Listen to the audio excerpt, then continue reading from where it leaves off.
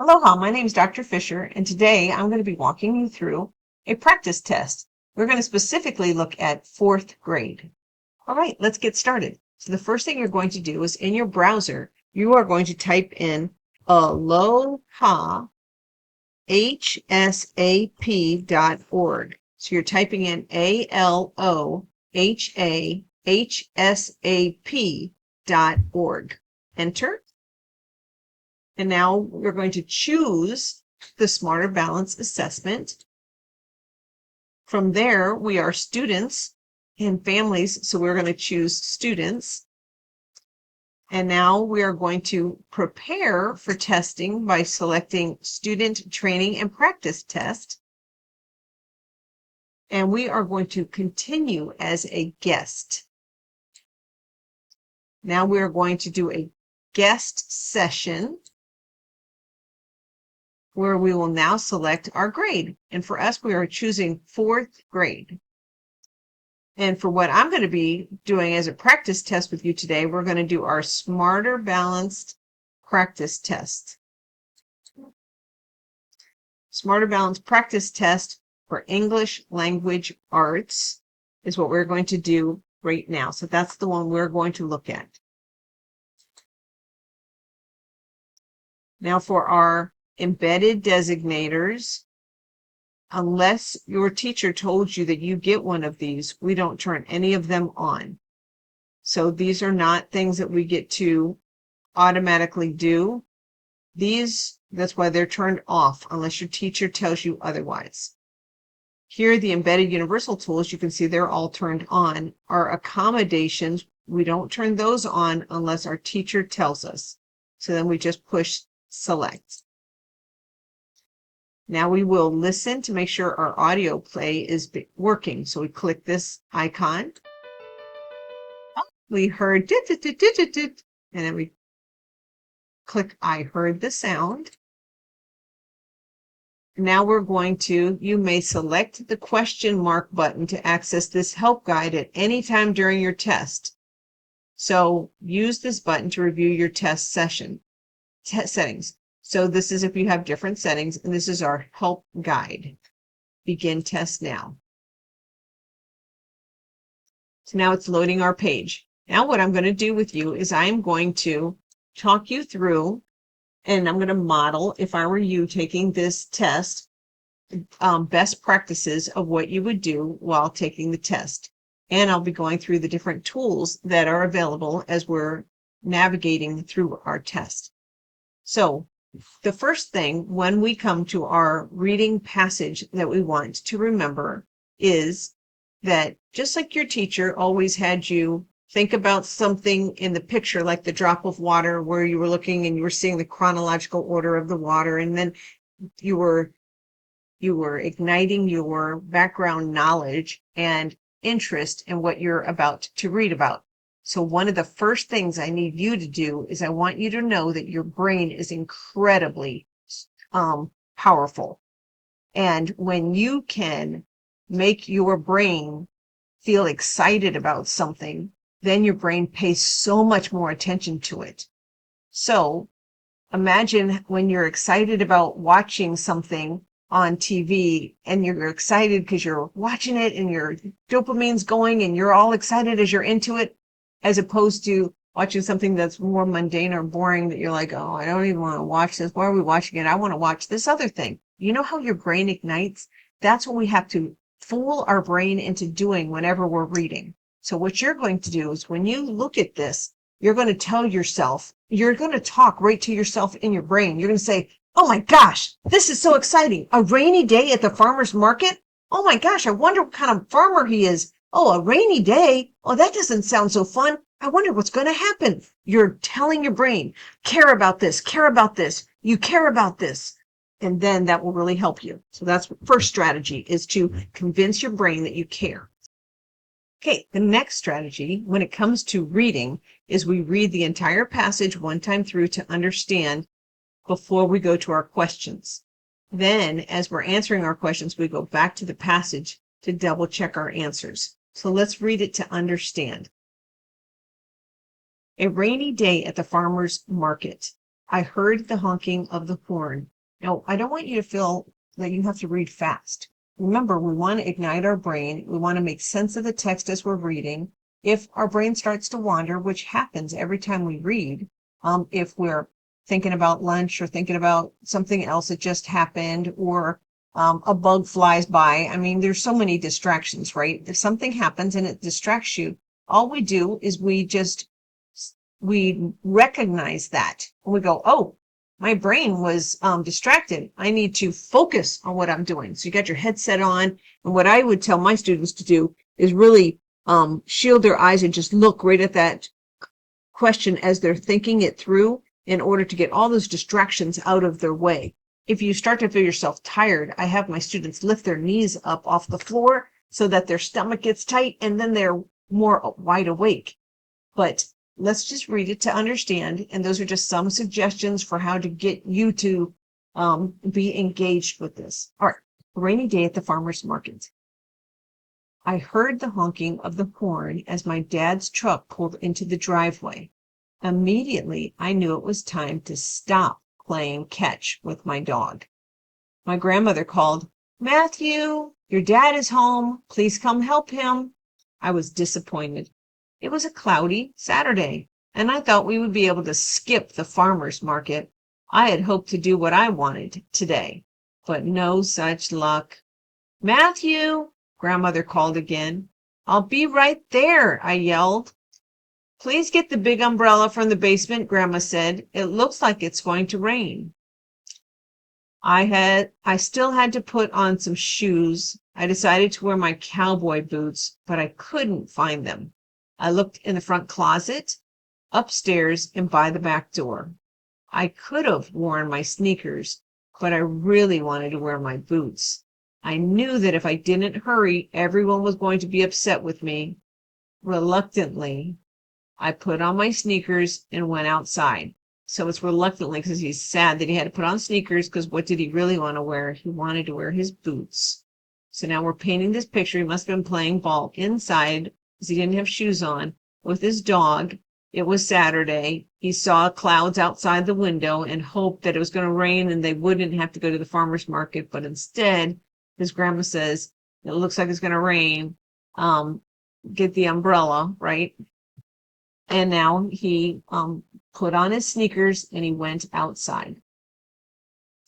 By then, there were only a few crates of produce that needed to be loaded onto the truck. Oh, so they're going to the farmer's market to sell items. I thought they were just going to go buy. That's interesting. So few crates. Crates are those wooden things of produce, and produce means like that's vegetables or fruit. That's what produce is, right? So few crates of produce that needed to be loaded onto the truck. "I could have used your help, son," said Dad. "Kayla helped me load all of this produce into the truck." So his dad's a little impatient, a little upset that he didn't get out there fast enough to help load the truck with the produce, and instead Kayla had to do it. I knew he wasn't happy with me, and I felt bad that my sister Kayla had helped instead of me. I started to explain how I wanted to wear my boots but couldn't find them. Then I realized how selfish I sounded. Grandmother came outside, and I helped her carry a box of fresh baked goods. Once we were all in the truck, Dad drove toward town. The farmer's market was located in a parking lot behind the town square. Dad stopped the truck at the main entrance to check in. "Good morning, Bill," Dad said to the attendant. "What's the weather prediction?" "It's not looking good," said Bill. He directed us to where we should park our truck. Sort of like the swap meet at the stadium. Dad drove the truck toward our parking space and then carefully backed in. That means he put the car backwards, right? The truck backwards. We set up our table with fruits and vegetables. So in their crates, they must have had fruits and vegetables. That's what the produce was on one side, and baked goods. That's what the grandmother was making, right? On the other side, baked goods like, I don't know, pies, cookies, bread, that kind of thing. Grandma's homemade pies and cookies made my mouth water. So now we can assume that the baked goods were Grandma's homemade pies and cookies. So while you're reading, you're trying to make sense of all of this and painting a picture in your head so that you understand it. We better put up the umbrella in case it rains, said Dad. I gulped. I realized I had forgotten the umbrellas. Oh no. Dad, Grandma, and Kayla looked at me expectantly. Oh no. I'll be right back, I yelled and took off running before anyone had a chance to say anything. Ooh, I knew that my friend Jose and his family were supposed to be at the market, so I searched for them, keeping my fingers crossed that it didn't start to rain. I wonder why he's running toward his friend. I wonder if he thinks maybe he has an umbrella he could share with them or something. So see, my brain's already wondering why he's running away when they asked for the umbrellas. Uh-oh.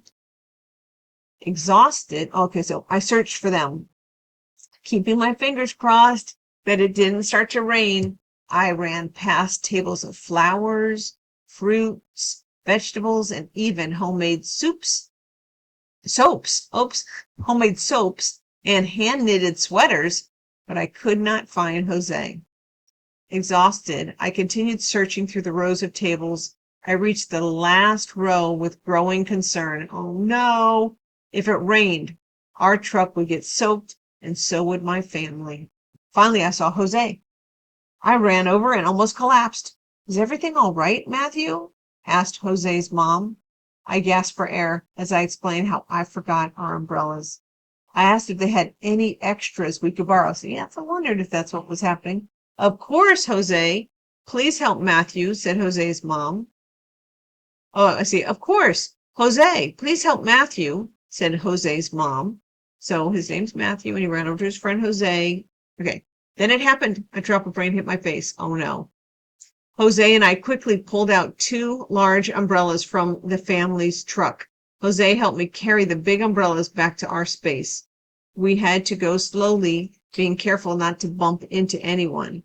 The market had opened for business, and it was already crowded. We arrived just in time. As we opened the umbrella, the few drops of rain began to turn into a steady drizzle. That means it's more than just one, right? Dad smiled and nodded, seemingly pleased that I had solved the problem on my own. After we set up the umbrellas, Jose hurried back to his family. Luckily, the rain didn't stop the crowds, but the rain sure taught me a lesson that day. What's the lesson? What? To be prepared, right? Okay, so we read it once to understand. We made sense of it as we were reading. Now we're going to go to our questions. Now remember, if you had wanted to expand the passage while you were reading, you could have expanded the passage by opening that up, and then you could have read the whole thing and then closed it. And also, if you wanted to highlight certain sections, you can do that by clicking this. Now, if I had this highlighted, then I'll show you later because we'll use the highlighter. Okay, so now we're going to read question 1. Matthew and his family go to the farmer's market, and because it has a box around it, we want to know what it means. A place, that's a glossary, right? A place where people who grow and make food come to sell it. Then it says pick the 2. Okay, so he goes to the farmer's market. Matthew and his family go to the farmer's market regularly. Pick the 2 details from the passage that best support this inference. And the inference is an educated guess, if you want, assumption that you make based off of what the text said. So we read this again and say, what inference is being made? Matthew and his family go to the farmer's market regularly. So the inference is being made is they go there all the time, right? So we want to pick 2 details from the passage that explain that he goes to the farmer's market all the time. So first, Kayla helps load the crates onto the truck. Although that shows that they do things, it does not mean that it does not mean that they go all the time. Matthew knows his friend Jose will be there. It doesn't necessarily mean they go all the time. Grandmother bakes pies to sell at the market. It doesn't necessarily, right? So we're looking for two. Dad knows the name of the parking attendant. That knowing the parking attendant's name could indicate that you go there frequently, right? Matthew thinks the rain will allow them to stay home. So he knows that they're preparing to go there. So that could also mean that they go there regularly. So let's narrow down our choices. Which ones could we cross out? What could we strike out? Kayla helps load the crates on the truck. The crates are, you can click on this to know, the wooden boxes for carrying things. So if we wanted to strike this one out, we could say, no, not necessarily. Cross that. Matthew knows his friend Jose will be there. Now that could indicate that they go regularly because his friend's going to be there. Grandma bakes pies to sell at the market. She can do that anytime, right? So we could strike that one out. Dad knows the name of the parking attendant. We know that indicates that he goes there frequently. Now it's between these two. So the way that I would do this if I were you is I would say, which one would make the most sense? Matthew knows his friend Jose will be there. Matthew thinks the rain will allow them to stay home. Although this means that they go there often, and this really doesn't say anything about what we find there. We know we find the parking attendant, and look, we'll find his friend Jose there. So that would indicate that these are things that happen frequently.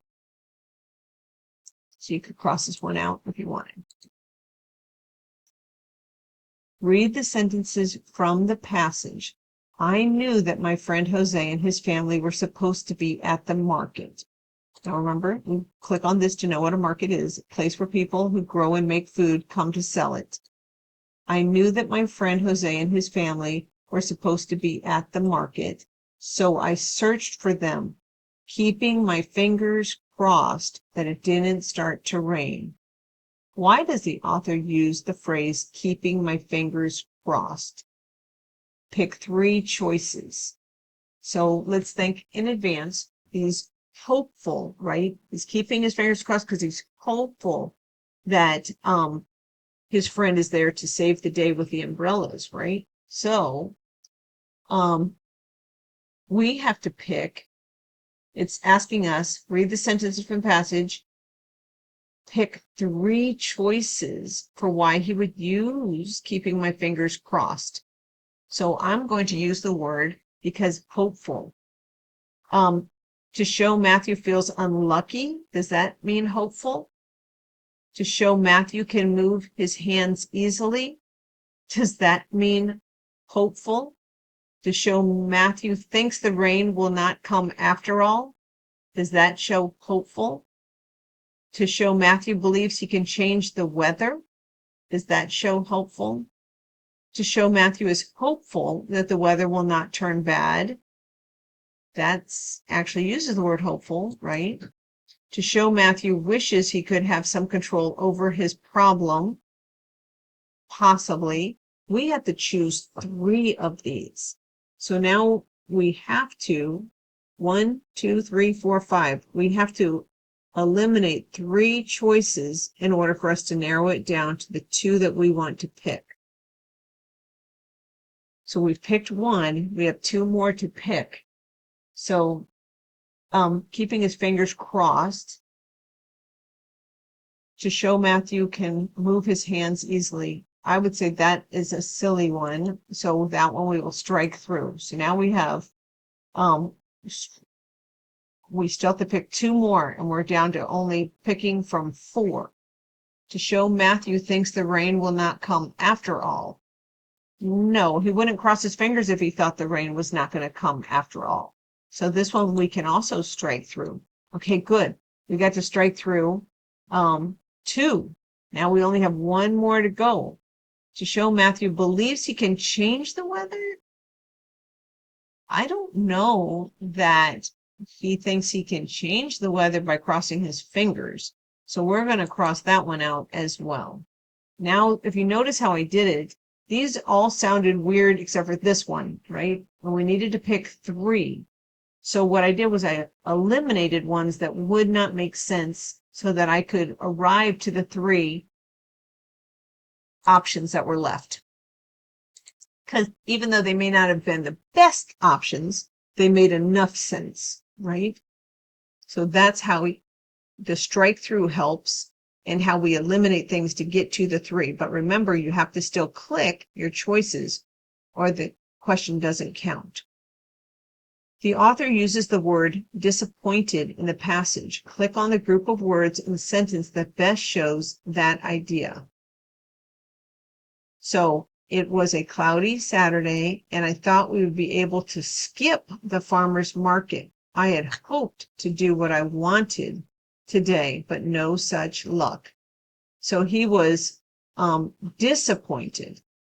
So we're really looking for, the author uses the word disappointed, and our choices are no such luck, what I wanted to do, or a cloudy Saturday, skip the farmer's market. Cloudy Saturday, skip the farmer's market, what I wanted to today, no such luck. So when we are looking for being disappointed means that you're upset about something, right? And he's not upset that it's a cloudy Saturday. He's kind of happy about that, right? He's kind of upset that he has to go to the farmer's market. He's not upset about skipping the farmer's market. What I wanted to do, that to me shows the most disappointment, because he's saying the farmer's market is not what I wanted to do. So out of those options, remember when you're doing this, you're picking amongst these, you don't have any other options available to you. And in this particular case, there is no notes that you could take. I don't think you can highlight. Let's see. Oh, you can highlight. Oh, and it looks like in our state, we might be able to highlight with different colors. So cloudy Saturday, skip farmer's market, skip farmer's market. Oops, trying to highlight it. All right. What I hoped to do, I'm just seeing that this is a tool you can actually use. So what? No such luck. Now that no such luck is showing that it's disappointment right there.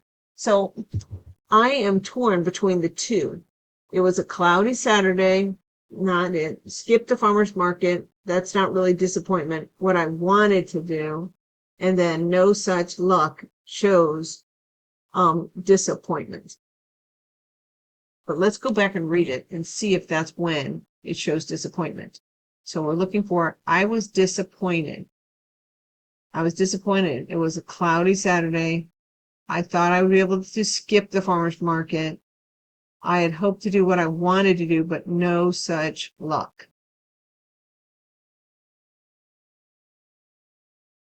What I wanted to do. That's the one I would pick. But I can see where this is a tough one, because no such luck would be my second choice.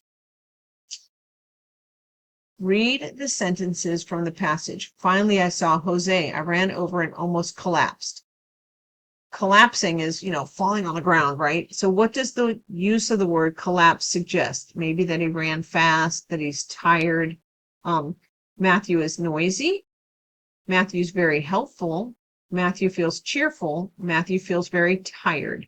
So knowing that language, we don't have any words that we can look up. So we have to really know that definition. And we know that it means very tired.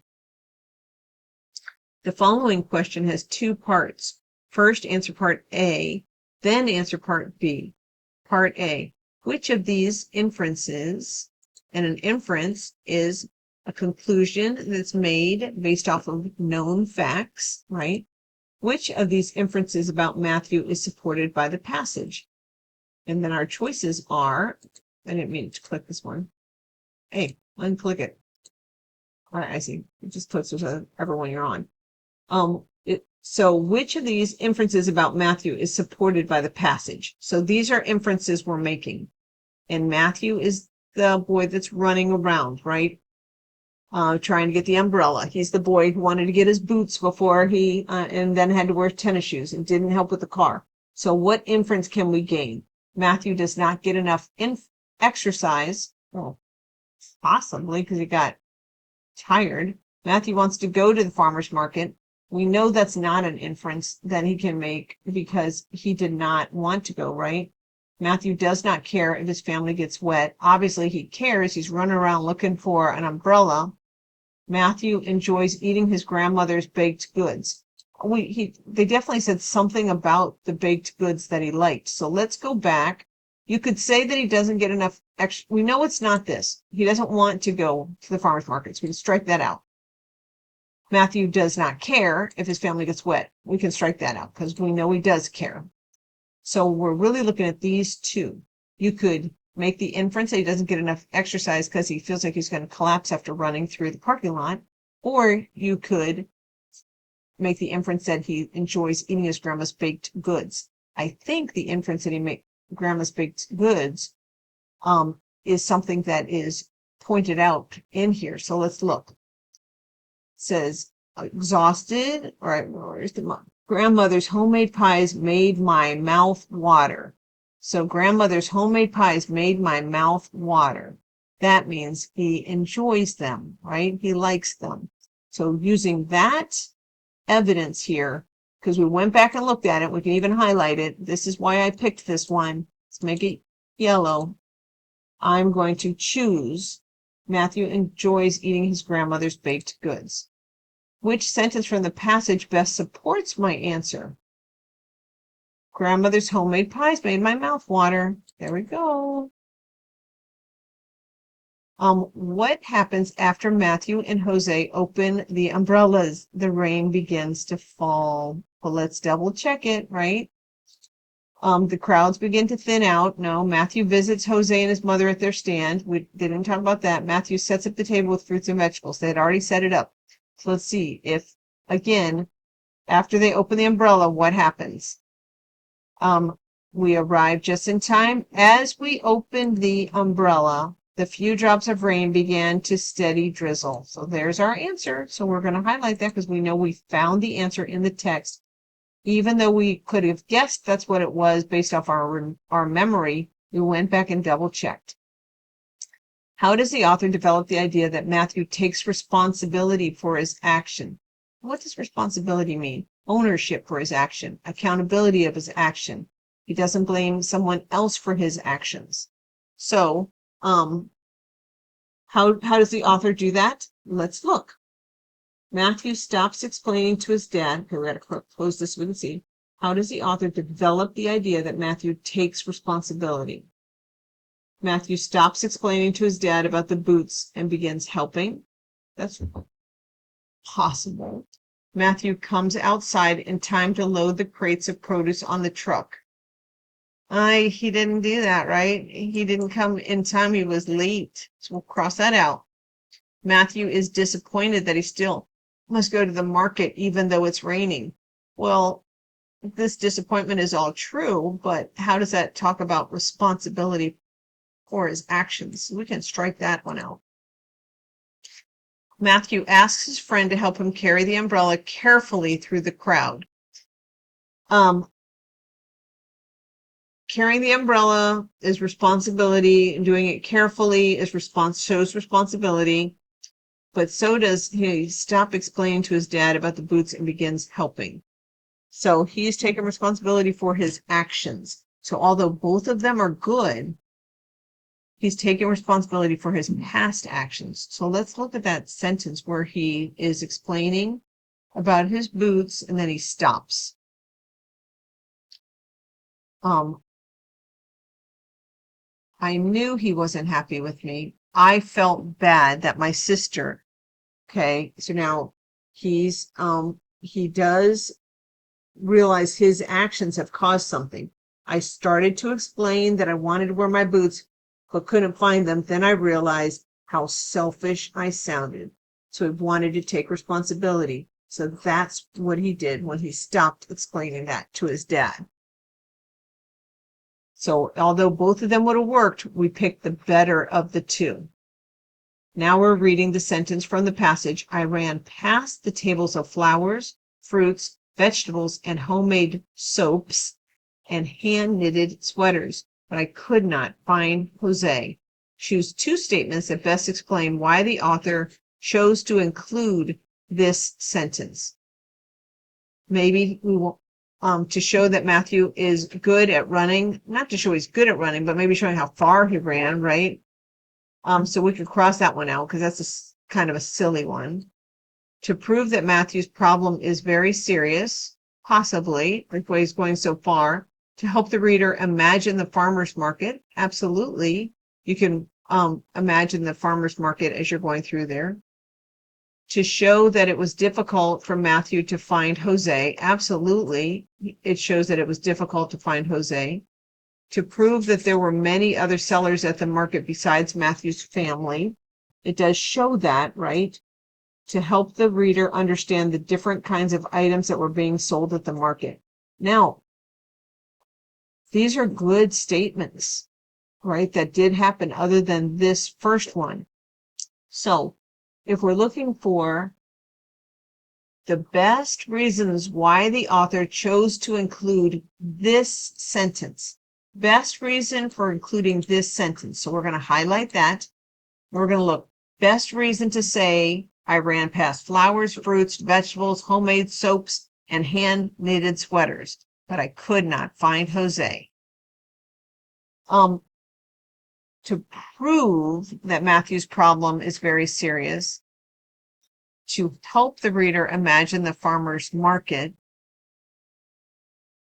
to show that it was difficult to find, for Matthew to find Jose, to prove that there were many sellers at the market besides Matthew's family, to help the reader understand the different kinds of items that were being sold. Now, I want you to really think about the words that are being used here. So this says to prove that Matthew's problem is serious.